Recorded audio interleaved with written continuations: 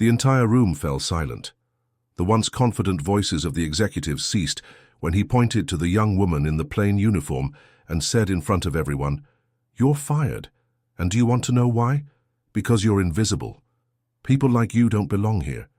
She held back tears, her eyes fixed on the floor while he smiled at the others as if he had done something noble. No colleague dared to defend her. No hand was extended. Only looks of suppressed shame and a knowing silence. The door closed behind her with the cold sound of a life gone, but what no one there knew is that this invisible girl would return years later, not to ask for her job back, but to show her name engraved on the plaque of whoever bought the company.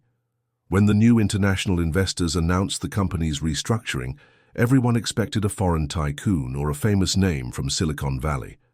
But what appeared on the auditorium's screen was a young woman in a sober dress, with the same serenity as someone who had once been ignored. He froze when he saw her face. No one understood when she walked up to him, held out her hand and in a low voice said, "Remember me?" It was her, the one he had humiliated in front of everyone. But now she owned the company. And at that moment, in front of the same people who had previously watched in silence, she calmly said, "Mr. Carter, your presence will no longer be necessary." And it was he who walked out the door, as restrained applause echoed through the room. If this twist has already given you goosebumps, just imagine what's yet to come. Like now, subscribe to the channel, and follow me until the end. This story is just beginning. The lobby on the 37th floor was lined with pale marble and glass walls that looked out over the pulsating city beyond. Everything here reeked of status, speed, and money. People didn't walk. They glided, dressed in expensive suits and heels, who knew exactly where to step. At the center of this universe was Carter Whitmore, CEO of Whitmore & Cross Holdings, a name as revered as it was feared in the financial industry. Tall, sharp-edged, with an arrogance that spread before he even spoke, Carter not only ran one of the most influential companies in the country, he made a point of reminding everyone of it. The day had started like any other: crowded meetings, imported coffee, curt orders. But something in the hallways felt different. It was as if the rigidity of the space had trembled, slightly with the presence of someone who shouldn't have been there. And indeed, she wasn't. Emily Dawson, clipboard clutched to her chest and wearing the uniform of the company's social cleaning department, had been temporarily transferred to the executive suite. Most of the employees barely noticed, but Carter did. All he had to do was see her walking by with her hair tied up in a hasty manner and her hands covered in gloves, and his eyes narrowed in judgment. "Who authorized this?" he asked, loudly, making sure everyone around him could hear. No one answered. Emily pretended not to hear and continued her work, with the same attention she applied to any other area, as if each cleaned surface was a silent chance to show her worth. But to Carter, her presence was an aesthetic flaw, a crack in that glass castle. "She doesn't fit in with the environment. It affects the company's image," he said dismissively, not even trying to be discreet. Among the executives, only one or two showed discomfort. The rest smiled, laughed quietly, or kept their eyes on their tablets. Emily, however, knew more than she let on. She observed every detail, every face, every slight, as if she were silently recording everything.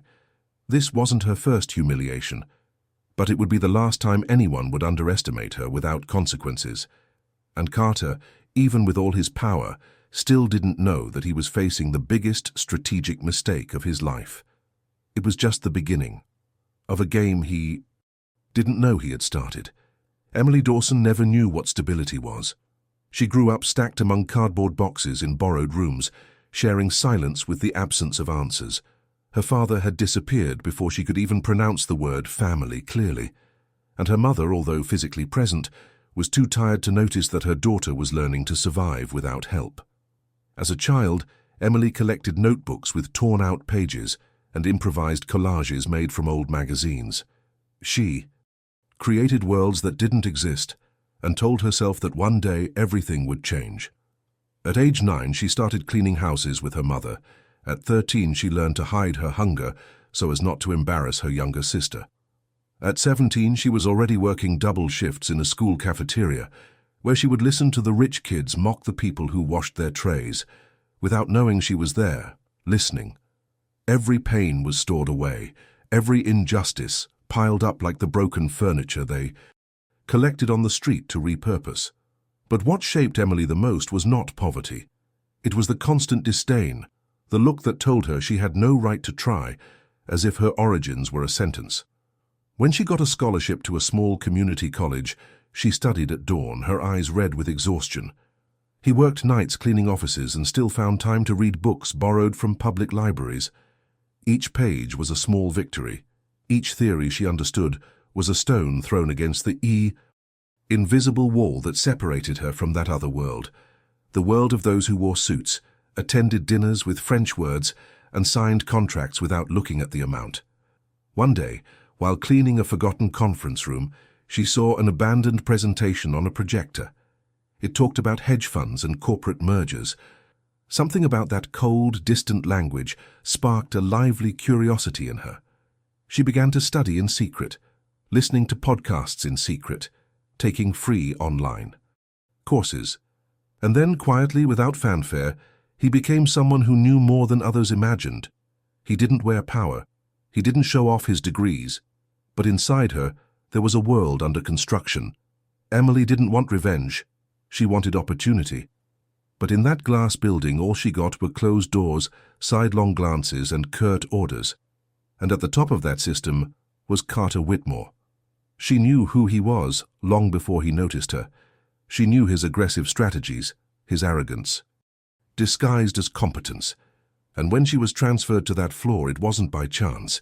It was the only chance I had to observe up close how the powerful thought, how the gears moved, how the game was played. Emily knew she was entering hostile territory. But what Carter didn't know was that even without money, without connections, and without a name, she carried the one thing that arrogant people can't bear to face: time. And hers was coming. The office was particularly busy that Friday afternoon.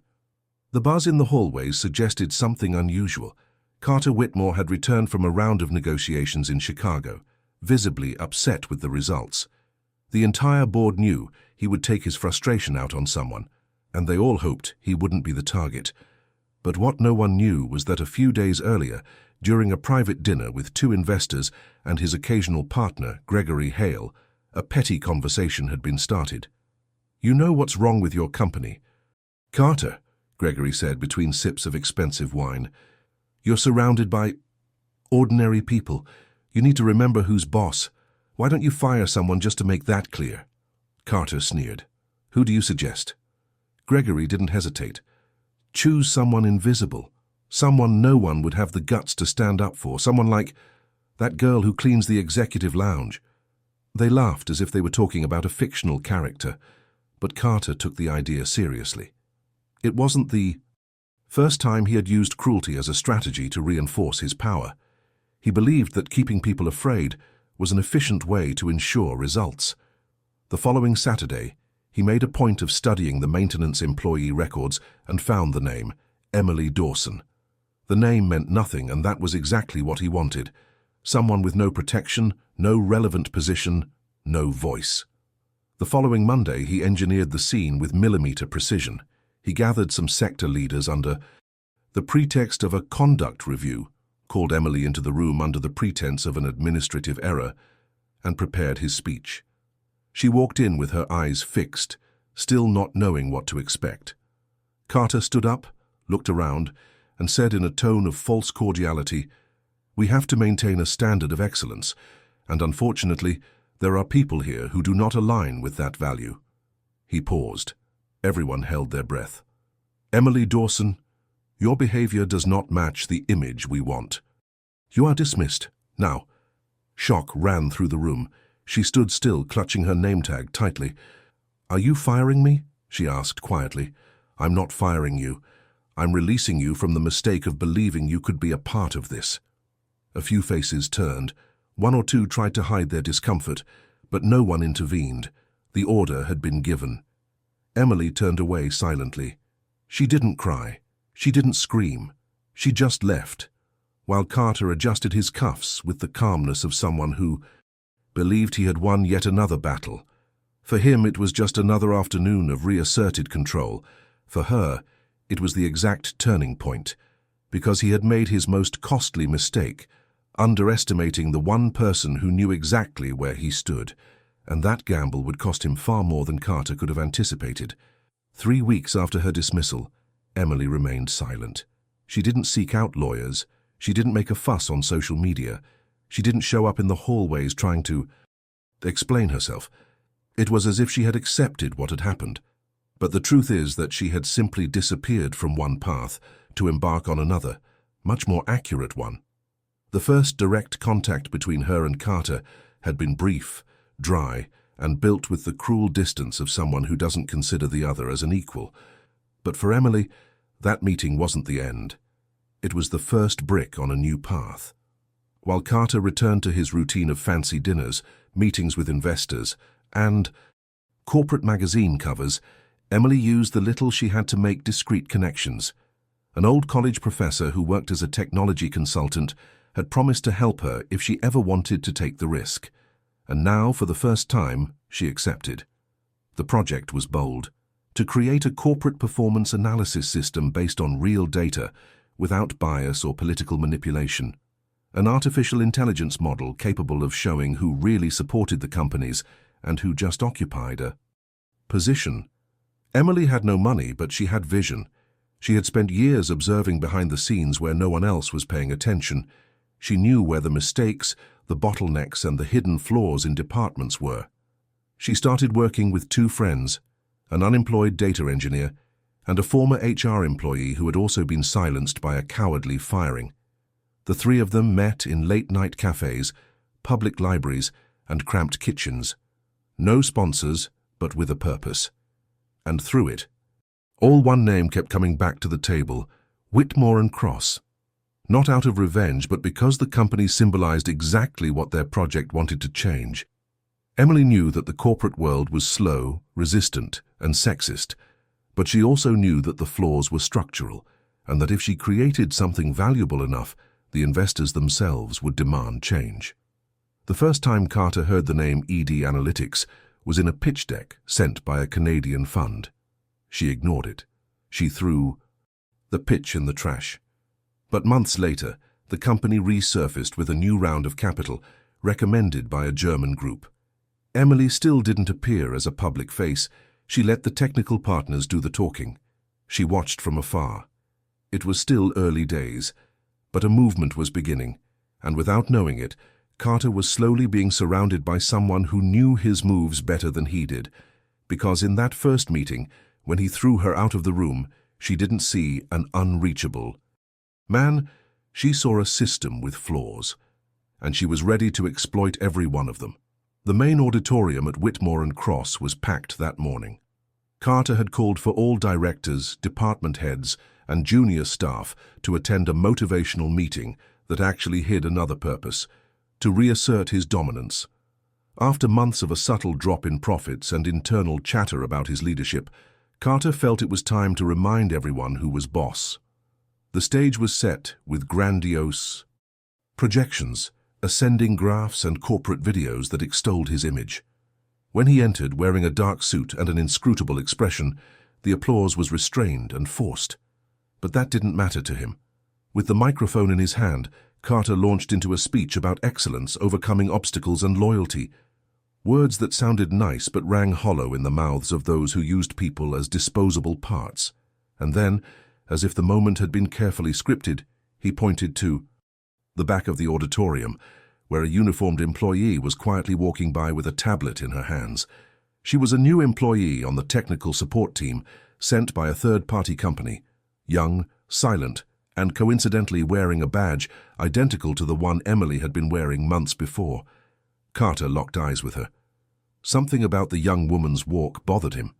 He interrupted his speech and said in a firm voice, with the microphone open, "You, back there, can you tell me what you're doing in this room without prior authorization?" The girl, visibly embarrassed, tried to explain that she was only following orders to check the sound system, but Carter pressed on. "You're getting in the way." And frankly, that kind of attitude explains why some people don't get ahead in life. Lack of preparation, lack of respect, lack of awareness. Silence fell like a heavy blanket over the audience. No one dared interrupt. The young woman simply nodded, turned around, and left, her eyes filled with tears. Carter then resumed speaking, as if nothing had happened. But at that moment, without knowing it, he had repeated in front of everyone the same cruel act he had done with Emily years before. The problem was that this time the scene was recorded. A communications intern had left a transmission open on the internal system, and within the company, a silent network of employees began sharing the video. The content went viral internally, escaping the confines of headquarters, and reaching external corporate reporting forums. For the first time, Carter was no longer in control of the narrative, and amid the silent chaos that was forming, a question echoed through the corridors. Why did he always choose the weakest ones to destroy?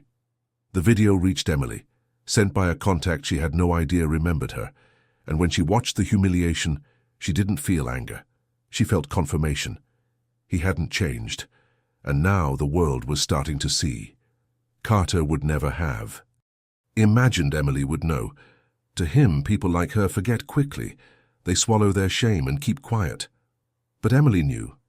She knew about the bet. She knew about the muffled laughter at her expense. She knew she wasn't fired for her performance, but as a pawn in a dirty game between men who measure power with humiliation. She found out everything that same day, minutes after walking out the glass door. One of the interns from the legal department, with whom she had exchanged books in silence, during lunch ran into the lobby, eyes wide. "You didn't deserve this. It was a bet, Emily. They were laughing afterwards." He handed her a flash drive with audio recorded by accident by a device that had been left on in a conference room. Emily heard it all that night, in the cramped room she shared with her sister. She heard her name mentioned as if it were a poker chip. "She's going to come out crying, want a bet?" Gregory Hale said, laughing. "Carter, you should see the look on her face." And Carter replied coldly, "I don't care what she looks like. I just want them to learn who's in charge here." Emily listened to every word with the coldness of someone who had cried enough in her life. But something in her changed at that moment. It wasn't anger, it was clarity. She now had proof, she had a legitimate reason, but above all she was aware of what it meant to be used as an example. And she decided that if they wanted a lesson, she would teach one herself, but in her own way. She put away the flash drive, backed up her files, and kept everything hidden. She didn't report it, she didn't expose it, she didn't seek out the media. She realized that the only real way to turn things around would be to grow in silence, to climb the paths that Carter said she would never reach, and that's what she did. Every step in the following months was meticulously calculated. Emily began meeting with investors who were looking for innovation combined with business ethics. She didn't use her face or her full name. She created a discrete identity and let her product speak for her. While Carter was making weak deals and ignoring warning signs, Emily had already formed partnerships with groups that were quietly interested in acquiring parts of Whitmore and Cross, as long as there was a new management proposal. And then, when ED Analytics finally received an invitation to an integration round with a large European holding company, Emily knew that her time had come. She was no longer that quiet, unprotected girl. She knew who she was, what she had endured, and what she carried in her hands. She had known everything from the beginning, but she had chosen silence, because silence is where the strength that the powerful do not hear is built, until it is too late. It was an ordinary morning in October when Carter received an incomplete report on his desk. The paper summarized a silent acquisition move that directly threatened his company. He read the names involved and frowned when he found something he didn't recognize: ED Analytics. The name sounded familiar, but not enough to immediately raise alarm. Just another startup trying to make a name for itself, he thought. He tossed the paper on the table and went about his day. But that afternoon, during a meeting with shareholders, the name came back. One of the directors mentioned that ED had won over 4 of Whitmore and Cross's top clients by offering a more accurate, more ethical data platform with more affordable operating fees. Carter's jaw tightened. He asked for numbers, details, and that was when he heard a sentence that made him freeze for 2 seconds. They say the founder has a personal history with this company. An awkward silence formed. Carter laughed, trying to cover it up. Rumors of competition, he muttered, but something inside him was uneasy. At the end of the meeting, he isolated himself in the security room and pulled up the internal records. He typed in the name ED. Analytics, nothing. He tried to search for the website's domain, cross-referenced it with old records. That's when he found a forgotten detail, the name of a former service provider registered as Dawson Emily M. The file was inactive, marked as employee laid off due to staff reassignment. He opened the identification image. The face was the same one he had barely looked at years before, but now his eyes fixed on those features with a different weight. The memory of the dismissal came back, like a sharp punch, and then Carter began to connect the dots. He searched the history of market movements and found what he feared. ED Analytics was behind the partial acquisition proposal made by a European consortium. The proposal he had ignored at first. He felt a tightness in his chest. It wasn't just a commercial threat, it was personal. It was her. Emily Dawson, the girl he had thrown out in front of everyone. The one he believed he had erased from the company's history. Now she was back. Like a shadow, not with loud vengeance, but with a presence that slowly took over. The one he had humiliated without remorse was now the person behind the decisions that shaped the fate of his own creation. For the first time, Carter felt something he had never admitted to feeling: fear. And it wasn't fear of losing money. It was fear of being remembered for the very thing he had tried to bury. The image of her, walking silently out the door years ago, was now a reflection he could no longer avoid. And in that moment, alone in front of a cold monitor, Carter realized he was no longer the hunter. He was the target, and the tables had turned irretrievably. Emily left no trace. After the acquisition proposal went ahead, she disappeared from all face-to-face meetings, interviews, and video calls. She delegated everything to her partners and kept her distance. It wasn't out of fear, it was out of conscience. She knew that the moment required silence and absence. She wanted her image to remain like a whisper in Carter's mind, somewhere between doubt and certainty. She didn't need to appear. Time would speak for her.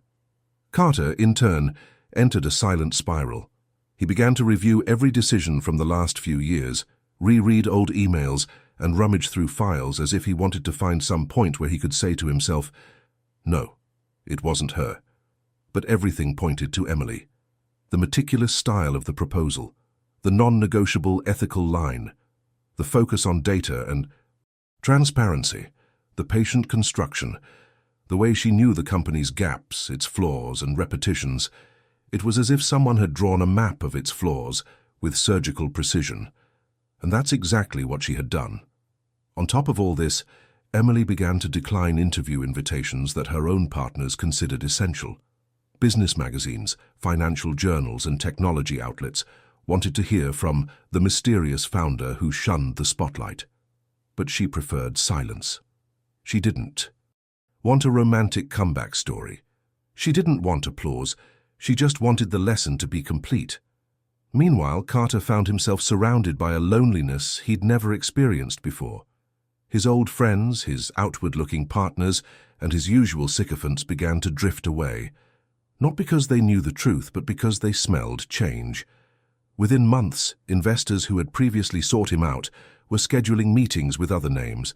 Decisions began to be questioned, and an air of instability hung over the upper floors of Whitmore and Cross. Meanwhile, the media began to speculate about the impending merger. "Is this the end of an era?" read one column. "Industry titan faces its shadow," read another. And Carter, once sovereign, now walked with smaller steps, reviewing everything he had done before with brutal self-confidence. In his luxurious penthouse, he stared at the ceiling for entire nights. Her absence was deafening. He began to remember the days when she had gone unnoticed, the times when his eyes had ignored her in the elevator, the cold words thrown with disregard, and that, which had seemed normal before, now burned into his memory. He tried not to think, but he did. He tried not to care, but he did. Emily was gone. No address, no new phone number. Even her social media profiles seemed frozen. It was as if she had evaporated from the world, leaving only her presence as a trace.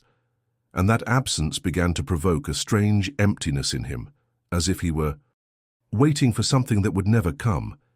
The invisible girl was now a name that no one dared to forget, and her silence was all he heard. The scandal didn't start with a bang. It started with a snippet.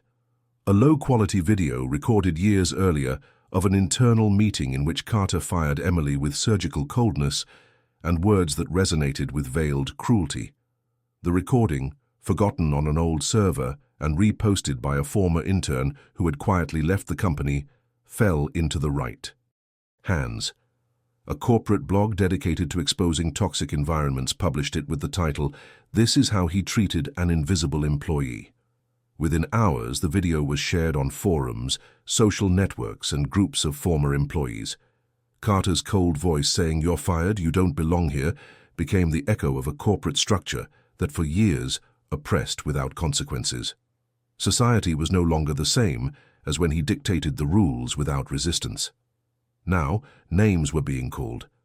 Attitudes were being judged, and those who led with arrogance were beginning to fall on their own. Influencers began to comment on the case.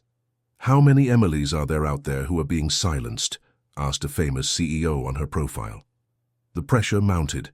Investors began to withdraw support. Business partners broke off deals. Whitmore and Cross's public image collapsed. Television shows commented on the video. Even mainstream newspapers devoted columns to what they called the symbol of outdated leadership. Carter tried to defend himself with cold notes, claiming that the recording was out of context, but no one was moved, because there was no acceptable context for what had been said there. The public humiliation turned into social judgment.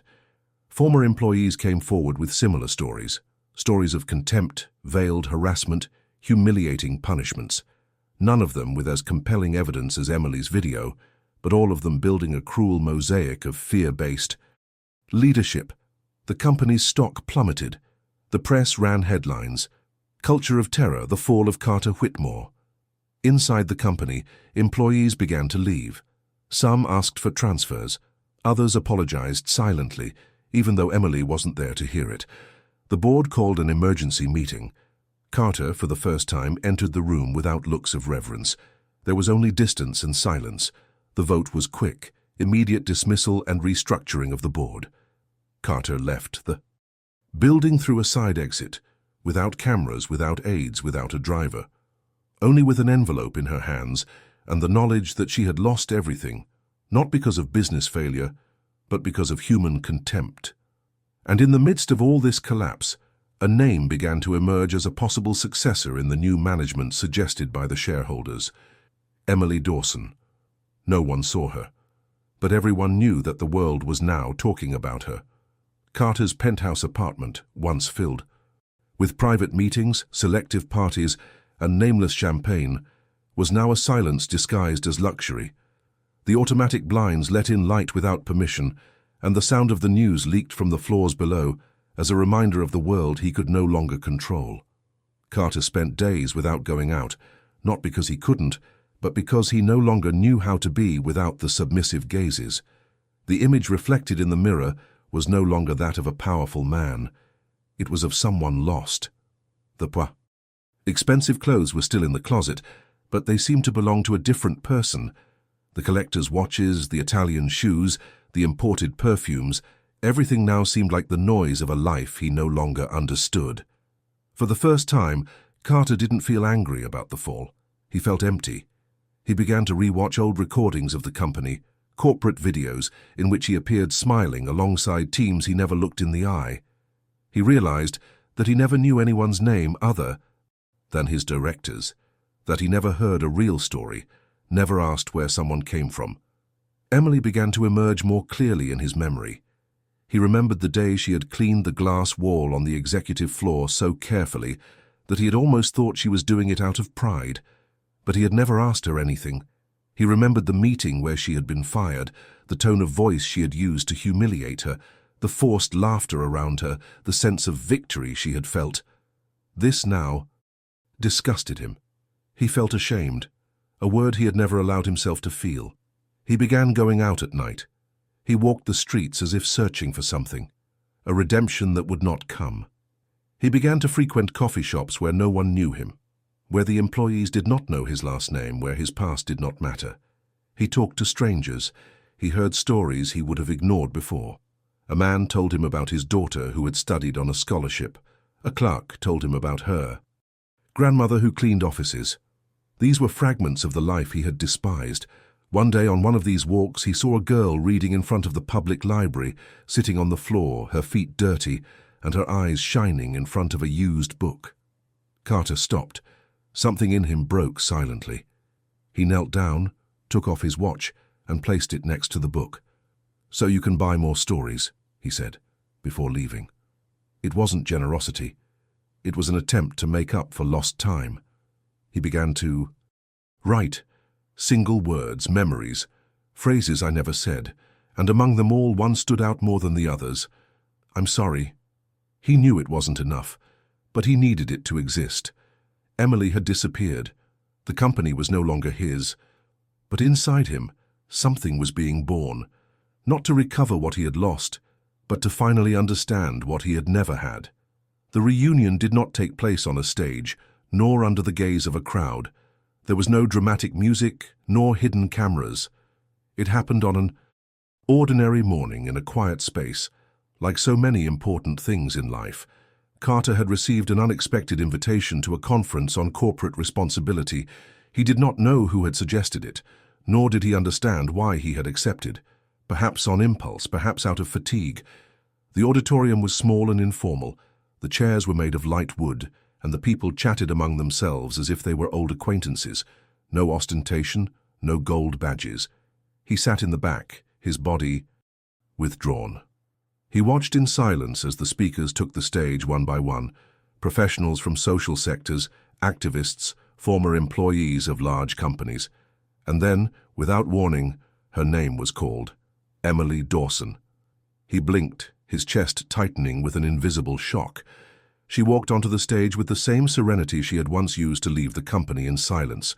She wore a simple suit, her hair tied back, and no striking makeup. But something about her was undeniable. Presence. The audience welcomed her with respect. Carter didn't know whether to stand up, call her over, or disappear. She remained motionless. She began her speech talking about data, efficiency, ethics in processes. No personal words, no direct references to the past. Until in a brief moment she said, "Sometimes a door closed with humiliation can become the key that opens better paths. But not everyone has the chance to rebuild after being crushed." And then, without changing her tone, she continued with the numbers and proposals. Carter felt each word as if it had been written inside. In the end, before he could decide whether to approach her or not, she slipped out the side of the stage. He hesitated. Then he ran. He found her outside, near a bench under a tree. Her back was turned, playing with her cell phone. "Emily." His voice was low, almost childish. She turned slowly. For a second, the two of them just looked at each other. There was no anger in her eyes. There was calm, a kind of peace he'd never understood. "You came," she said. He nodded. "You wanted to listen." Emily remained silent. Carter searched for words, but they failed him. There's not much I can say that will take back what I've done. But if there's anything I can do now, tell me." She watched for a moment. Then she looked around as if checking for an audience. But there wasn't. "What can you do now?" she repeated. "It could be someone else." He swallowed. She smiled slightly and walked away. No drama, no hug, no revenge. She just walked on. And that silence, once again, said it all. In the days that followed, Emily did not respond to Carter's messages. He tried without insistence, only with short, confused words, like someone asking for forgiveness, without knowing if they have the right to be forgiven. She read everything in silence, without anger. but also without urgency. The decision she had to make was not about him. It was about herself. Emily knew she was at a rare point in her life where she could choose not only what to do but who to be. So, before responding to anything, she returned to the small town where she grew up. She walked through the narrow streets, visited the old school where she had cleaned toilets at night and studied during the day.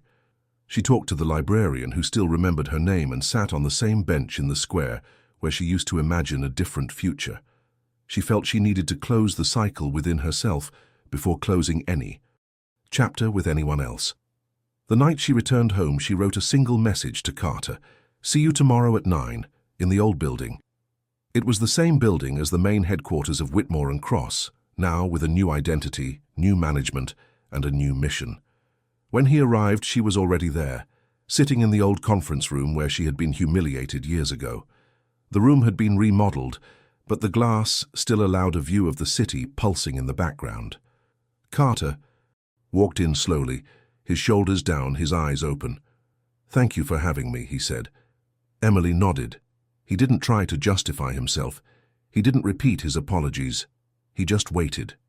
She stood up, walked to the window, and said without looking at him, "I didn't come back to destroy you, Carter. It was never about that, but you've destroyed so many possibilities in people, and that can't go on anymore." He nodded, not as if he accepted it, but as if he understood. She turned slowly. "Today I could keep you away from everything, but I'm going to give you something you've never given anyone, a chance to start over." He frowned. "What?" "You're going to participate in a new program at the company. Not as an executive, not as an investor. As an apprentice, you're going to go through every department. You're going to hear stories. You're going to serve coffee. You're going to clean tables if you have to. You're going to understand what you've never understood." Carter seemed unsure, whether it was a punishment or a proposal, but something in him gave in. "What if I say I accept? Then maybe one day someone will call you a leader and mean it." She handed him a simple badge with no title, just her name, Carter. And before he left the room, he said, "Forgiveness is not forgetting, it's a choice, and today I choose to move on without burden." And he left. He didn't look back. He didn't wait for an answer. Carter stood there, badge in hand. A new beginning isn't announced with fireworks. It just arrives like she did. The old sign was removed from the building at dawn. The gold letters that spelled out Whitmore and Cross fell onto the dark cloth that covered the main entrance. No one applauded. There was no ceremony, just a deep silence among the few employees who were arriving for their first day under new management. A new sign was installed with careful hands. It was simple, straightforward, just 3 words: Dawson Ethical Group. Carter watched from a distance. Standing on the sidewalk opposite, his hands in his pockets and his simple name tag hanging around his neck. He wore ordinary clothes, no suit, no watch, no hurry. He watched people walk in with light steps, exchanging discreet smiles. No one recognized him, and he didn't seem to want them to. A truck drove by, and for a brief moment, it blocked his view of the building. When the street opened again, Emily was there, on the 5th-floor balcony, looking straight ahead with the same look she had once kept for herself. They saw each other. They didn't wave, they didn't smile. But something about that brief contact dissolved the weight of the past. Emily turned and went back inside. Carter looked up at the sky, took a deep breath, and kept walking, without looking back. The city remained alive, indifferent, and perfect, as always. But there, on that block, something had changed forever, and the world moved on, as it always does, with the invisible mark of a story that no one has told out. Loud, but everyone can feel in the air. If you've come this far, it's because this story touched something inside you. So comment below. I believe in the silent turnaround. Only those who truly felt it will understand. Don't forget to like, subscribe to the channel, and activate the bell. This helps a lot so that more people know stories like this. And now, while you're there, click on the video that's appearing on your screen. It will give you even more goosebumps. I'll see you there.